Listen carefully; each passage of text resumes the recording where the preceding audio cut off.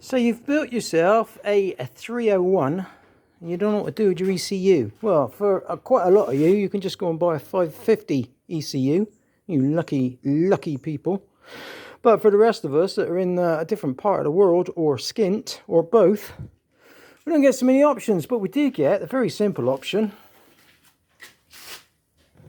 of chucking in a K33 instead of a KZZ. So basically a K33 ECU is the ECU from the CBR300. Now, I've just done a couple of other videos on exhausts, so I've started warming this bike up. But one of the biggest problems with a 250 ECU on a 301 is it runs quite a lot lean.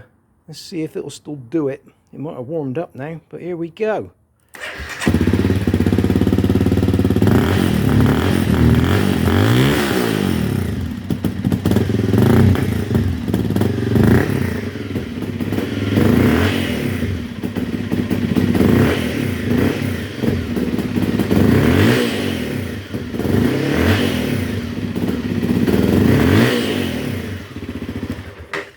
There's me revving away on a cold engine, you bad boy.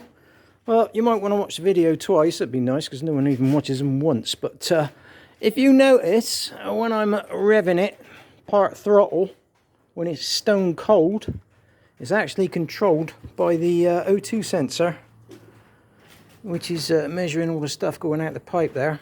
And because it's running so lean, it won't run properly at all until it gets warm.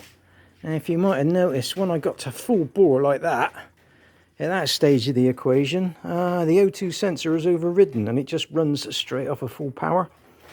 But none of that really matters. What matters is the seat of the pants experience, and the seat of the pants experience is pants with a 250 ECU. So let's go and find one that I prepared earlier. Brand spanker K33. Fresh from Honda. Right, I'm obviously going to need two hands to put this on, and it's not going to change the way you look at the world by not seeing me do it, so bear with me. So the old 250 is back in the box, but fear not, I have a selection of these which I'm going to take down to a dyno in Chiang Mai, and they're going to dyno these 250s to make them in a full power unit. So I'm then going to take those back to the UK, whereupon I will be fitting one in my bike, and the other ones will be available to some of you lucky people. Meanwhile,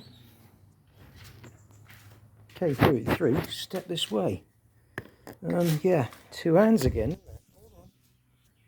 So there he is. K33 shoved in the hole. Now then, not a lot of people know this. In fact, absolutely hardly anybody knows this, but this bike belongs to someone quite world famous in the superbike racing scene. Well, it used to belong to him. I've just bought it off of him. He doesn't really like to be made popular, so you'll just have to guess who used to own it. Anyway, he's built the engine, so this one should be more than bulletproof. Right. Saying that, I'm now going to rev the tits out of it. Right, so, K33. It does have to do a little bit of learning, hence the hiccup.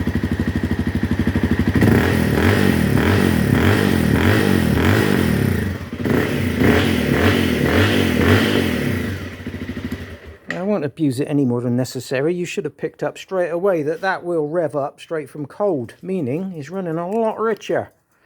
So that is your cheap way to upgrade an ECU. Well, unless you go and buy one from Fowler's, it's probably more expensive than buying a 550, but in this country, those do not cost a lot of money. So, there is a downside to fit in a CBR300. What actually happens now, I should have done it before and after, shouldn't I?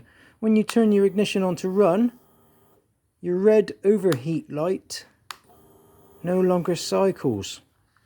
So you no longer have a red overheat light. But if you're riding a bike in the UK, that shouldn't be an issue. I mean, really, if anything, from what I'm seeing in the news stories, you need like an anti-submarine light on there, really, for the amount of rain. But there you go, I've waffled on. So, My 301 has now got a K33 ECU on it, so it should, and it will, you'll notice it through the seat of your pants straight away, straight off of idle. That will run a lot better. Now, I'm going to be bringing a few back to the UK later on in the year, so first come, first served. And I'll see you lot later.